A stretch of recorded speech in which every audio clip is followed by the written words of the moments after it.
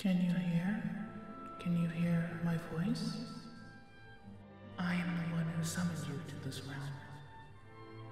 Humans and monsters once lived side by side in this realm. Now, a great darkness looms over it once more. I implore you, please save the world I so loved. I bestow this baton unto you. You may use it to direct the monsters you will befriend. Only by communing with monsters and working together will you overcome the darkness. Now, it is time for you to awaken.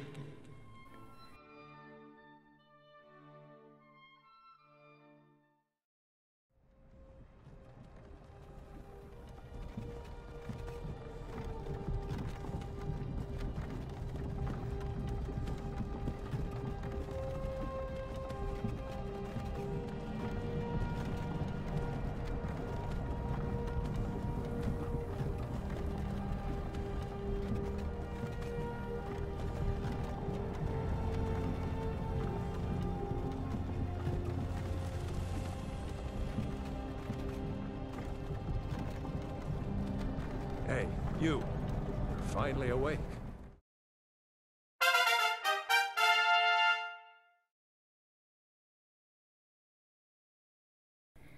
Hi, my name's Ace, and welcome to my channel, Zaoace.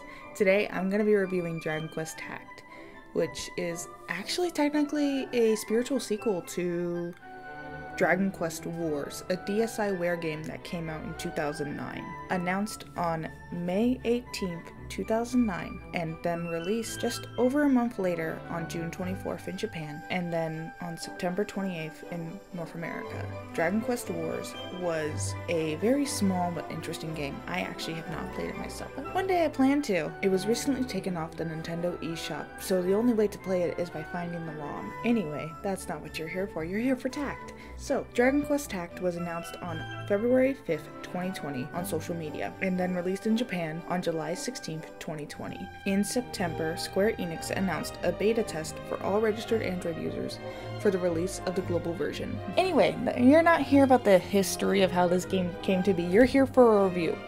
So, Dragon Quest Tact is a tactical RPG. Although you could have figured that out by the title alone. Basically, the player controls a team of 5 units to defeat all the opposing enemy units. Of course, these units don't just walk around and attack. You have other options available, including attacks, spells, debuffs, and healing. Well, that's the basics anyway. It goes way deeper than that. But let's talk about the story. You're sent to the land of Orchesterra after receiving a glowing baton. This glowing baton happens to calm rampage monsters and invigorate allied monsters with Get Up and Go. After discovering that the mayor of Ibli, a rather old and decrepit killing machine, doesn't know of your baton, but knows it's important, he suggests to go ask the king of Orchesterra. There's one problem though, his waiting list is 5 years long. There's only one way to meet him, coming out on top in the Masters League. So you and Mendini, the teeny sanguini you met upon waking, set off to meet the king. But a dark evil brews just in the shadows as evil minions Malini and Rochester seek to thwart the player's progress for their dark lord. A grand journey is ahead of them for sure. Now, gameplay.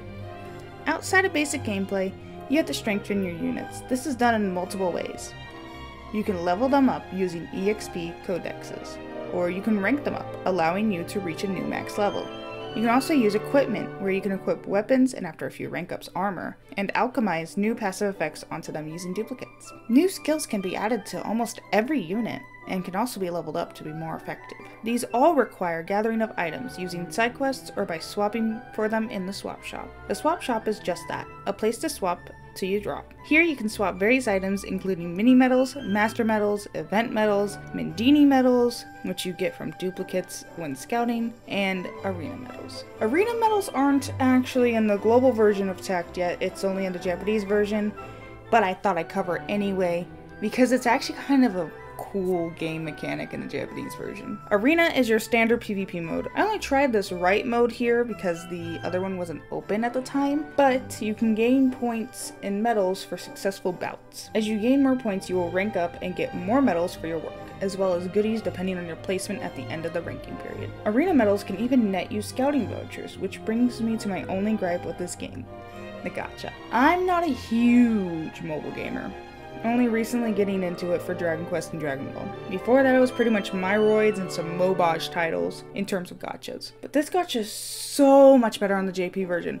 I know it just launched, so we're having a little bit of a kind of garbage banner as the beginning compared to Japanese version.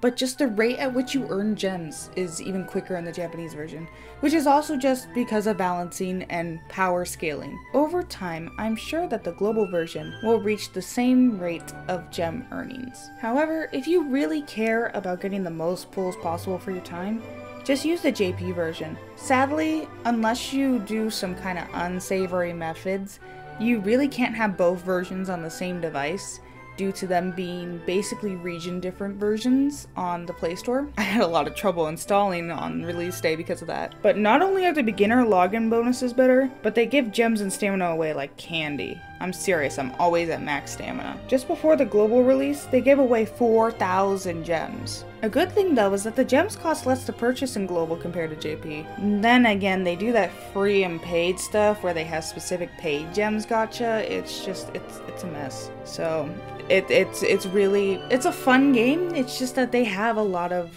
money grabbing anti-consumer methods buried underneath it if you're willing to open your wallet to it, especially on the global version so far. But I'm sure over time it will get better. Overall, DQ Tact is really fun with imaginative characters and great overall world and animation design. I mean, look at this water, this living statue. Even the regal reptiles throwing his eyeball around like a soccer ball, or football for you non-Americans. This game is a fun time killer, and I'm sure with time, these login bonuses will improve. What Square Enix likes to do with their Dragon Quest apps is to run the server from the game start in Japanese. For example, if a banner with, say, Elena came out 3 months after JP's release, we should expect to see one about 3 months out from now. I'd still give it a download and try for yourself. It's just a fun time killer.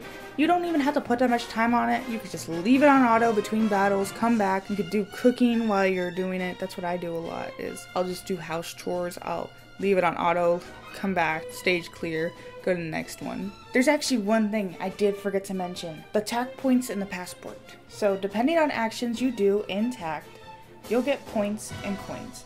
There's also a higher tier version that you can purchase with paid gems. Nasty. It's basically a battle pass. I wish that they did something where you could buy them with the free gems but at a higher rate of free gems.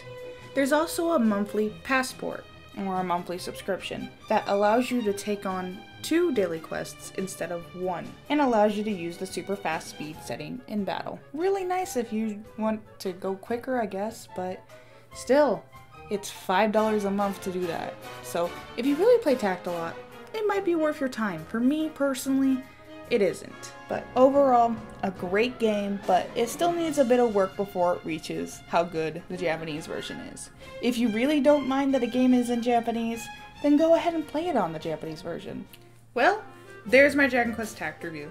Hopefully you liked it, and if you did, consider subscribing. I'll be making content bi-weekly, so keep an eye out. Deuces!